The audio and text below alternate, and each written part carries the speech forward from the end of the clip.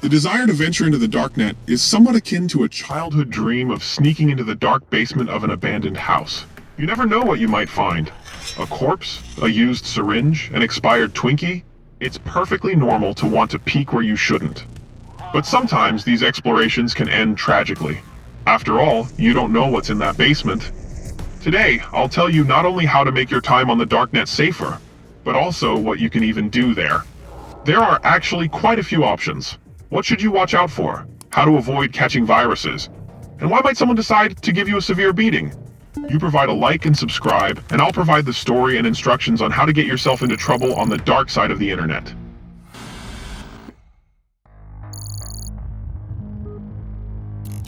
You think you know what the internet is? No.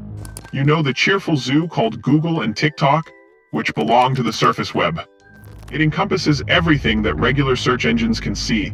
But besides that, there's also the deep web, everything that isn't indexed. Email, cloud storage, bank accounts. Nothing criminal, just private. The darknet, however, is a separate layer of the deep web. You won't find it through Chrome. There are no .com domains there. There are .onion domains, encryption, and hidden routes. The darknet is a tunnel you can go through, but it's not certain you really want to know where it leads. Despite common myths, getting into the darknet is easier than getting a decent education and growing up to be a well-adjusted person. The Tor browser, that's the main key to the rabbit hole. It's a browser that works through an anonymous network, routing your connection through dozens of nodes before delivering your request. It slows things down, but hides your IP. It is completely legal by itself. You can download it from the official website, torproject.org. You should only download it from there if you wish your computer well. And now, kids, a couple of tips on how to protect yourself from the unwanted consequences of visiting the dark side. If you've mustered the courage to go there, then muster the sense to do it right. After launching the browser, go to Extensions, look for NoScript, and configure it so you don't pick up digital neurosyphilis or cyberclap. Most sites on the pseudodomain .onion are riddled with viruses, so in the NoScript extension settings, uncheck all the boxes. Sure, without them, sites will often look like they were made by a school kid, but security is more important than aesthetic pleasure. We're almost done, but there are a few more important tips that definitely won't be superfluous. On the screen and in the description, you see commands you need to enter into the address bar one by one. Enter about config and agree to the warning. Type javascript.enabled and disable it by switching the status from true to false. Finally, enter network.cookie.cookie behavior, and instead of the number 1, input the value 2. All this is needed to transfer your money to my account. A good VPN also wouldn't hurt. Download, install, launch it. After that, you can basically start searching for what you need. And what, by the way, do you need?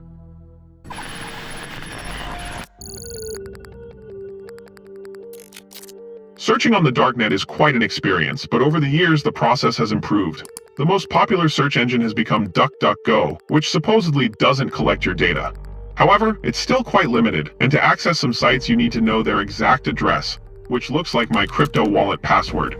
After launching, you can go to, say, the Hidden Wiki, a directory site with links to darknet resources. But be careful, half of them are scams, others are fake, and somewhere in between lies genuine malice. When you first get into the darknet, you can be pretty disappointed. People think it can't all be so mundane. Where's the organ trade? Where are the hitmen, sadistic shows, and other grim stuff? Instead, the darknet mostly offers ways to either get intoxicated or boost your intellect with books that are scrubbed from the regular internet due to copyright, but more on everything in order. The darknet is structured much like the regular one. There are news sites, marketplaces, various image boards like 4chan, and even forums for amateur gardeners. The main distinguishing feature is that most sites here are engaged in something illegal. It's no accident they're hidden so deep. If it's news, it's forbidden, meaning oppositional. If it's goods, they're counterfeit or illegal. And the discussions on the forums are of a corresponding nature. Let's imagine there's a huge marketplace on the darknet. Let's call it Cthulhu. What can you find here? Well, almost any product or service.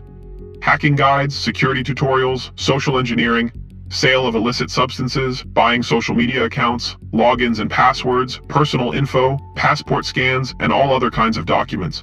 From social security numbers to your pet's passport, or photos taken of you inside a bank branch. There are more refined sections too. For example, guides and tutorials, where people share instructions on how to make, cook, or synthesize something. Guides can be paid, free, or just plain scams. The latter is almost as abundant on the darknet as real offers. Hundreds of thousands of people make a living solely from someone visiting the wrong site and downloading the wrong file. An always popular topic is temporary passwords for adult websites. You buy a password for $5 that gives access to various brothers sites. And as soon as their owner closes access, you contact the seller and they issue you another password. Bliss. As long as such operations exist, you can get passwords from them for free indefinitely. Adult sites are the most in demand, followed by movie sites like Netflix, Hulu, then news publications with paywalls. For example, the New York Times. Still nothing sensational, right? Even a bit disappointing. Because it's unlikely any of you clicked on the video to learn how to get a discounted subscription to Reader's Digest magazine. However, if you came for that, the discount link is in the description.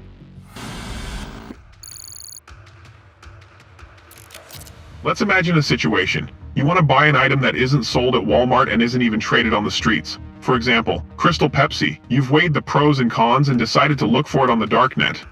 You go to a marketplace that features shops selling this and other delicacies. Choose the one you like best that operates in your city and then read the reviews. The scheme is quite simple. You pay with crypto and receive an address where your order will be waiting for you. Usually it's a dead drop, which could be placed right in your own yard. It all depends on the shop.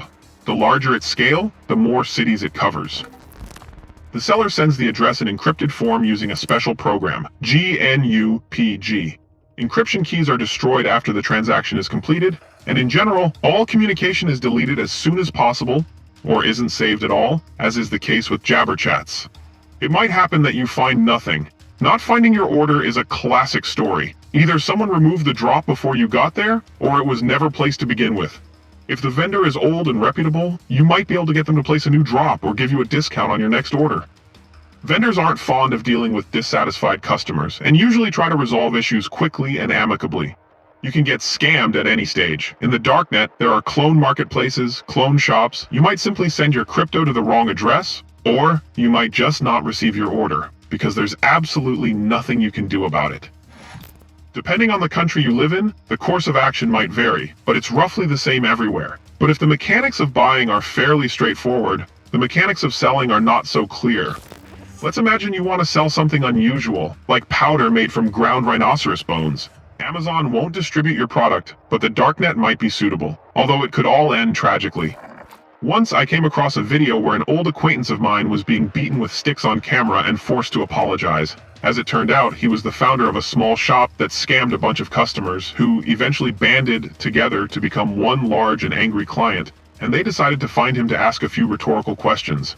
How did he end up in this situation?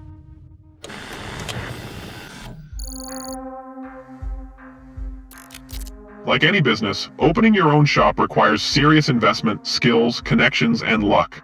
Especially if it's a shop on the darknet, and especially if it trades in Crystal Pepsi. Of course, I won't explain the entire scheme, at least not for free, but I'll outline the general algorithm and where dreams of wealth can lead. A dude has a huge apple tree growing in his backyard, and he's gathered 10 crates of apples. Selling them to friends is too risky, so he goes onto the darknet and finds the right marketplace. The scheme is the same as for sellers hawking their goods on Amazon. Just like in regular life, the dude creates a name, a logo, pays the marketplace a lot of money to be able to sell his apples on their page, and then it's down to marketing and how good the dude is at his job. Besides that, you need to think about a huge team. Learn to manage it without physical meetings. Operators taking orders, couriers or runners or droppers who change almost every week. Chemists, if the apples aren't natural, and so on. People are also hired to run around cities and write the name on walls or paint stencils. Marketing is a separate topic for a video. Some shops even hire musicians to write songs about their shops. Security, money, paranoid workers, police, possible wiretaps. All of this takes a serious toll on the seller's psychological state. Some shops exist for years, although their owners may change regularly. Some don't last more than a few months. They're caught scamming and are booted off all platforms because scammers ruin the reputation of decent marketplaces. My acquaintance's story was a common one. He collected money from regular customers, supposedly to buy new varieties of apples, and then disappeared with the cash. The reasons for his actions are unspecified, but most often, people are brought down by an addiction to their own apples, and also by being too open. Some of his partners knew his name and then leaked information about him for a certain sum. For him, the hustler era ended with a lesson and several broken bones. The shop was taken over and the money had to be returned with interest. This isn't the worst scenario, as he exited the game before reaching a certain size, after which the authorities would have started taking an interest in him. But there are ways to wriggle out of trouble with the authorities too. In the darknet, everything is sold and everything is bought. So, to the question, how to sell on the darknet, the most correct answer would be, don't, for your own health and for your freedom. You've probably seen graffiti with Telegram channel addresses more than once, which eventually lead to such shops. If you're interested, we can delve deeper into this topic in one of the next videos. Let me know in the comments what you're curious to learn about.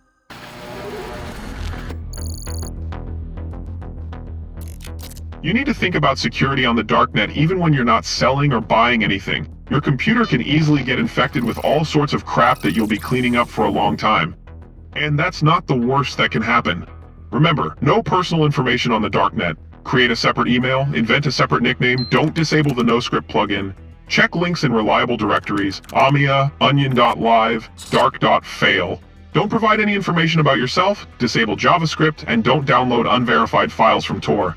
And most importantly, don't sell apples on the darknet. Contrary to expectations and copypastas, the darknet is a rather mundane place where the main percentage of all money comes from apples, not from underground dogfights. However, you can find many interesting things here, and not just criminal ones, especially if you're curious by nature. For example, you can enroll in an online course from Stanford University on surveillance law, how intelligence agencies surveil the internet, and how easily they can obtain your personal data. For those drawn to knowledge, there's Jotunbane's Reading Club, an English-language online library created on the principle of a reading club where users can add books to a shared collection categorized by subject. ProPublica, a non-profit publication, the first major media outlet to conduct such an expansion, and the first online publication to win a Pulitzer Prize. As the editors report, the goal of the move is to ensure maximum security for readers, thereby depriving your internet provider of any information related to visiting their site. We Fight Censorship, a bastion for fighters against censorship. The site publishes materials that have been banned for one reason or another, including works by repressed authors. We live in a world of binary opposition. There is white and black, day and night, good and evil. The same tool can be used for two diametrically opposed purposes. It all depends only on you, on your moral compass. I hope you make the right choice and use the tool correctly. Thanks for watching. See you again soon.